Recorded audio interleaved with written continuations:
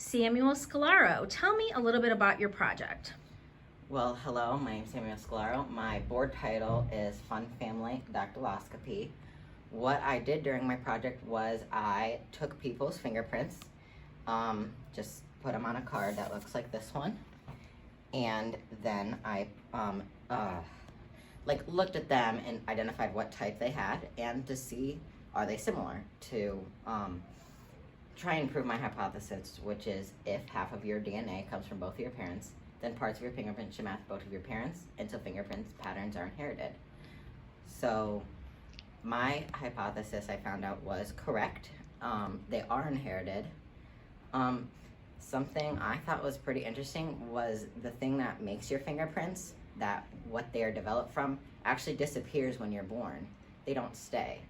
The fingerprints are determined by the height of the volar pad in your hands and your feet, but they go away once you're born. But your fingerprint does stay. So you did a lot of research, Samuel. Mm-hmm. What was really cool that you found out that you never knew about before? I found out that was really cool that fingerprints are actually formed before you're born. So a baby that's almost born probably already has their fingerprints. Interesting. And why did you choose this topic? Well, I chose this topic because I know everyone has a fingerprint and they're all different, and I thought that's kind of cool because they're all relatable, but it's all different. And I had learned a little bit about fingerprints from scouting earlier when I was in second and third grade. Excellent. Now I'm going to get some close-ups of your awesome display. And then for last thing, Samuel, we've been working on this since October. Tell me what your favorite part of this whole process was. My favorite part about the whole thing was probably either doing my board. I really liked putting it all together, cutting the paper, seeing what colors matched. And I also really liked taking all the people's fingerprints.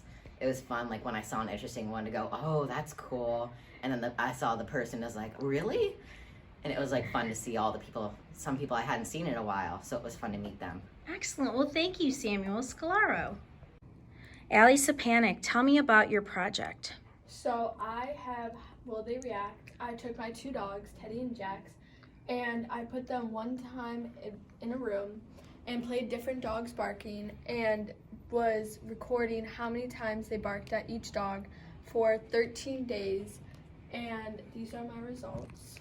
Excellent. So why did you choose this to be your topic? Because at times we'll see dogs outside our windows, and Teddy and Jax will bark at certain ones, but others not.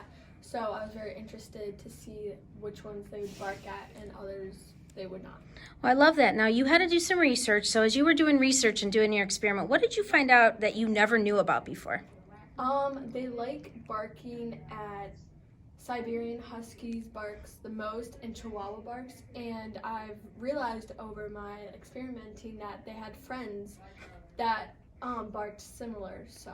Okay, and your independent variable was? The different dogs barking. Okay, and what did you think was going to happen? I thought they would bark more at the smaller dog barks, like Chihuahuas and boxers and stuff, but it turns out they barked at the same different dogs all together, but they mainly barked at Chihuahuas and Siberian Huskies the most. Okay, so what were you recording? What are your results recorded? This is the amount of times they barked at each dog for 13 days. So they barked at Siberian Husky, Shih Tzus, Labradors, the most for Teddy, and then, this was Jax. That's interesting. Okay, so Allie, we've been doing this project for a couple months now.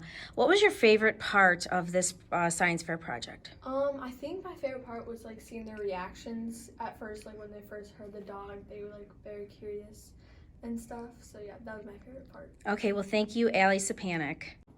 Maddie Crook, tell me about your project.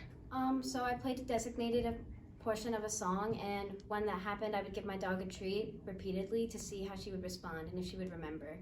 That sounds like so much fun. Where'd you get this idea from? So once I was watching this video, and they brought up Pavlov's effect, and it always interested me, so I thought I'd try it. That's excellent. Okay, so as you were doing research, what did you find out that you never knew about? I found out that even, because I had to miss a few days, my dog would still remember, even if I skipped 3 days. She would still remember that she needed a treat when the song played. I love it. Okay, so next, tell me what your hypothesis was. For my hypothesis, I thought my sister would understand what I was doing first because I thought her brain would be able to comprehend it faster. Okay, but that's not how it ended up, did it?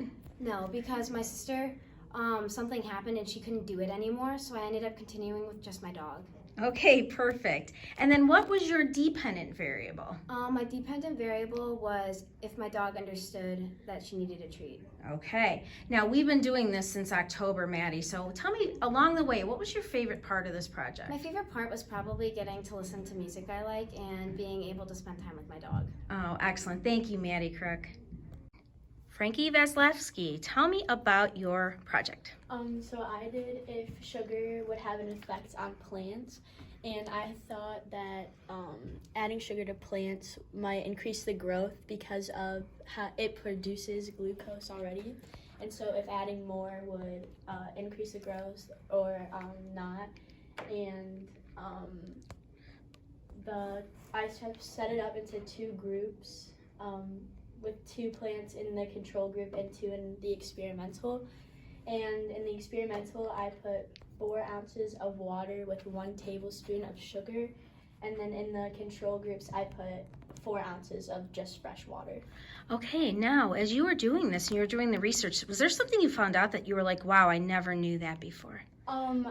Well, adding sugar to the experimental ones, about like 3 times after I watered it, it started to grow mold. So it was almost like rotting the plants, kind of.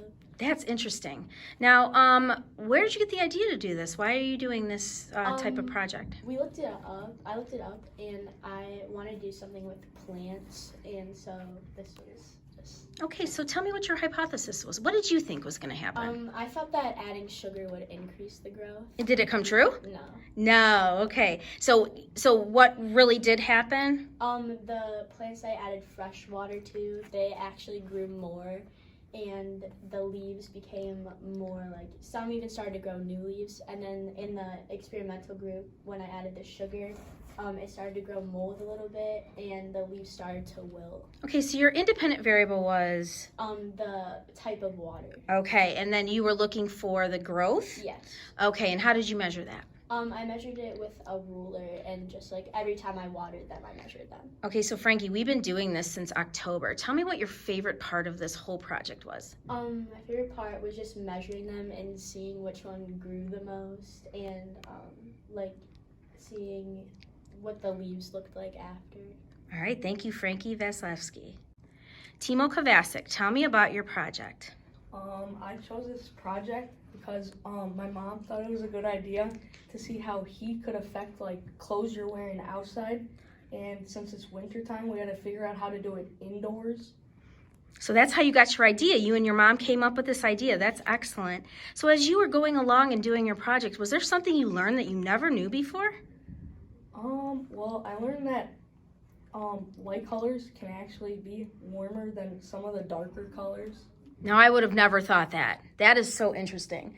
Now, I want you to read for me or tell me what your hypothesis is. What did you think was going to happen? My hypothesis was that the darker the color was, the higher the temperature would reach. Okay, and you just told me that the lighter colors, right? So tell me, what were you actually recording? What was your dependent variable?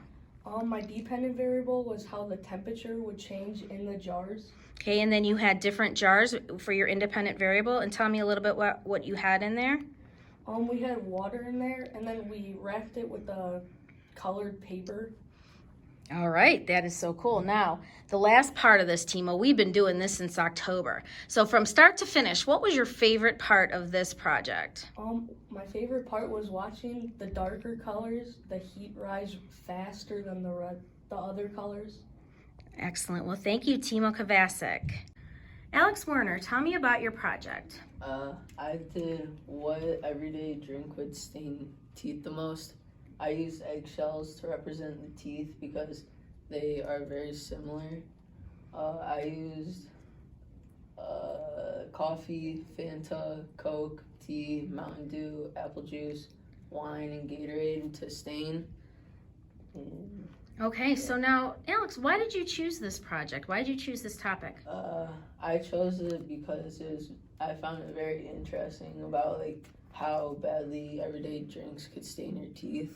Very good. And what did you find out that you never knew about? What was like one of those moments like, I found out that like Gatorade can really stain your teeth. and I would have never thought that. That's very interesting. So tell me your hypothesis. My hypothesis was that every drink would severely stain the eggshells. Okay, did it come true? Some of it did, but not really because the wine, apple juice, and tea and Mountain Dew didn't really stain that much.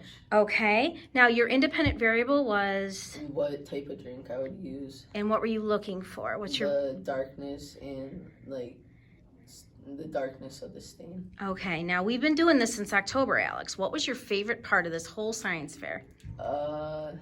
Doing the experiment and figuring out what would stain your teeth the most. Great. All right. Thank you, Alex Werner.